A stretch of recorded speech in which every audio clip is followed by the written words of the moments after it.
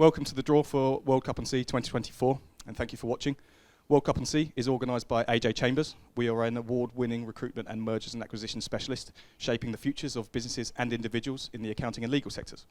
World Cup and Sea is proud to be raising funds this year for Great Ormond Street Hospital. We're hoping to raise over £40,000 this year, and that's only possible through the generosity of the businesses contributing and taking part, as well as our sponsors. Every day, around 750 children are treated at Great Ormond Street Hospital for life-changing treatment and care. Thank you to our sponsors for their generosity. Firstly, we have Kuno, a leading IT solutions provider based in Southend on Sea. They're sponsoring us for the third year in a row now, so we're very grateful to have them. We also have London Southend Airport, a major employer in South Essex. And last but not least, we have LBH Insurance, a Southend-based independent insurance broker. We're here at Roots Hall today, and I'm delighted to be joined by Justin Rees, the incoming chairman of Southend United. He's not only going to help us conduct the draw, but he's going to be playing on the day too. Thank you for being here today, Justin. Thanks, firstly, how are you feeling about playing in the tournament? And will this be the first time you played on the pitch at Roots Hall? I really enjoy playing tournaments. I still play the odd five-a-side one with my friends, but usually it's that month leading up where I'm like, don't get injured. Don't get injured. This so is the month if now. I can make it, exactly, if I can make it there uninjured, then yes, I'm very much looking forward to playing. As to, is it my first time? Sort of. We had an impromptu full-length 4-on-4 adults versus kids after the Boreham Wood game recently, and anyone who watched that would not be nervous about playing us. Did you win? We did not. Right. The children were nifty, and we were not in the appropriate footwork. So 4-on-4 must be very tiring on the pitch of that size. Especially after a few celebratory drinks. Yeah, so very good, yeah. very good. The Southend purchase seems to come about fairly quickly as a potential deal for your consortium. So how did you first become involved, and what motivated you to be involved in Southend United? Yeah, it's funny to hear quickly in terms of this transaction. Feels a bit jarring, but you're right. In terms of when it first came about, it was quite sudden for me personally. I think it's been reported a little bit that I saw an article in the BBC and sort of went, yeah, I want to do this, and it was, in that sense, it was really quite instant. I'm one of those people that can't decide what to watch on Netflix, can't decide what to order on a menu, but life-changing, massive decisions go with my gut quite impulsively. So, good way to be.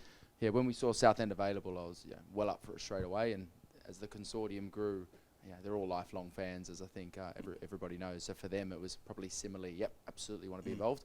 Since then, there's been a bit of a delay, but yeah, our desire to get involved at the start was pretty quick. Good. And what goals have you and your colleagues set for Southend United under your stewardship?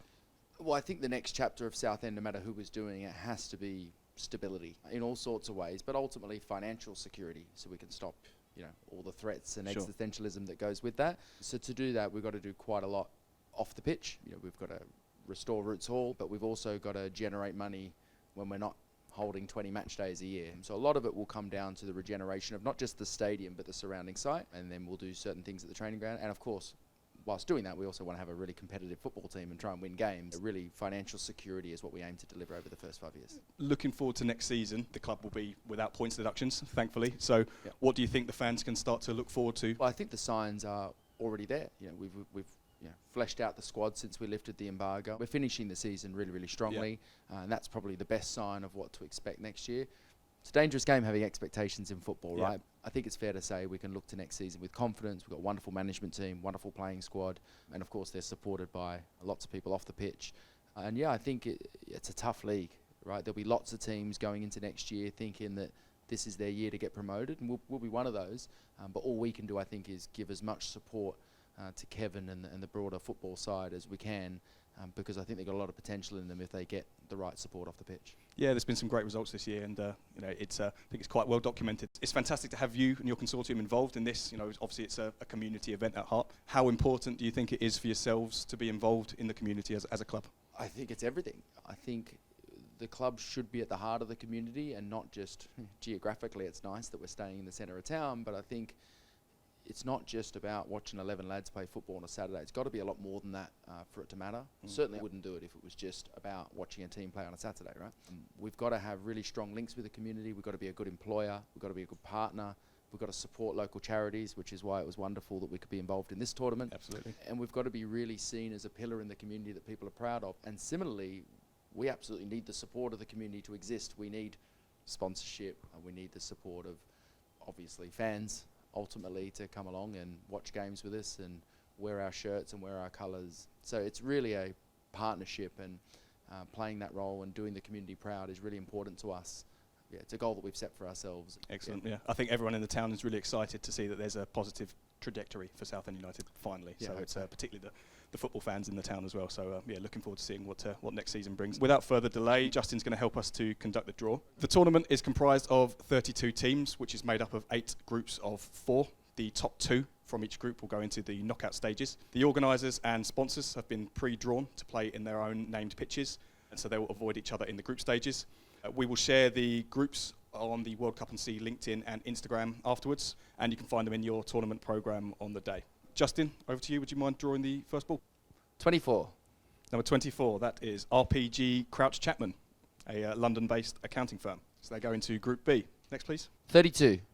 32, that is the Wright Car Company, who will go into Group D. Number 6. Number 6, that is Clay Ratnage, Essex-based accountants, which go into Group F. Number 27. Number 27, that is 727 Architects. They are in Group H. So we've pre-drawn 4 of the teams, so now we are adding to the groups, so this is where it gets interesting. So take it away, please. Number 30. Number 30, that is the Fark Knight Rises. That's a charity football team. They are joining Group A alongside AJ Chambers. I understand they're pretty good, so it's not ideal. Can I go again? Yeah, please. Number 10. Number 10, that is Ecovis, another London-based accounting firm. They've played a couple of years in a row. They are playing RPG Crouch Chapman. 31. Number 31, that is UHY London, will be joining Kuno in Group C. 28. Number 28, that is Simkins, a legal firm joining Wright Car Company in Group D. Number 12. Number 12, that is GI Outsourcing. They are joining Southend Airport in Group E. 16. Number 16, JMW Solicitors. They are going to be joining Clay Ratnage in Group F. Number 11.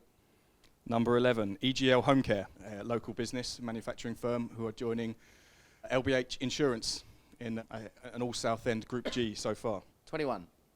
Number 21, that is Nordens, an accounting firm who are joining 727 in Group H. So now we go back to draw for Group A to see who we're playing against. 25.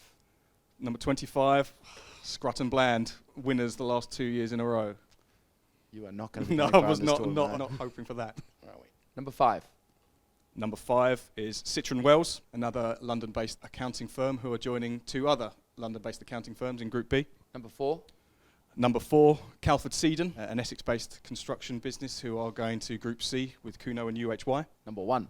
Number 1 is Affinity Mortgages, who are going into Group D alongside the Wright Car Company and Simkins. Number 3. Number 3 is Burkitt's, who are going to join London Southend Airport and GI Outsourcing in Group E. 13.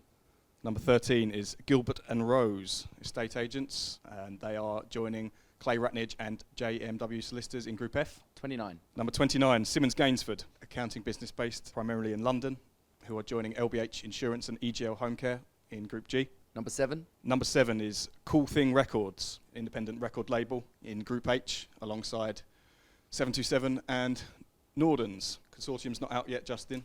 I know, I was just thinking that. These last 8 should complete the groups. 22. 22 is RB Emerson's, a Southend-based business, so they're joining AJ Chambers, the Fark Knight Rises, and Scrut and Bland. Number 8. Number 8 is the Consortium. Hey. So you are Group B with RPG Crouch Chapman, Ecovis, and Citron Wells. The accounting group. The accounting group and yourselves. Very cool. Number 15. Number 15 is Hasler's Japan. So Hasler's are an Essex-based accounting firm who are entering 2 teams. One of them is their Japanese specialist desk. They're joining Kuno, UHY, and Calford Seedon. 14.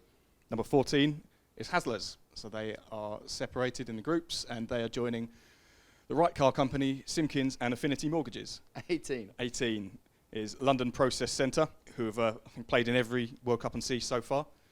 They're joining London Southend Airport, GI Outsourcing, and Burkitt's in Group E. Group of death. Based on nothing. Number 20. 20 is Miller Insurance with Clay Ratnage, J&W Solicitors, and Gilbert and Rose. And I can see we've got 2 spaces left and 2 teams, so everything's going well so far. Do we have 2 balls left? We do. Good. Sorry. 26. 26, that's Seagrave and Partners. So they are joining Group G with LBH Insurance, EGL Home Care, and Simmons Gainsford. And finally, if everything's gone right, Number 23. we should have Rickard Luckin, who are top of the fundraising at the moment, I believe, joining Group H with 727, Nordens, Cool Thing. So that completes the group draw. Just as a reminder to every team, fundraising is absolutely vital. This is the main idea of this event. I know that some are off to a fantastic start and some have got a little way to go. So please get signed up to your Just Giving, and looking forward to seeing you all on the 4th of May.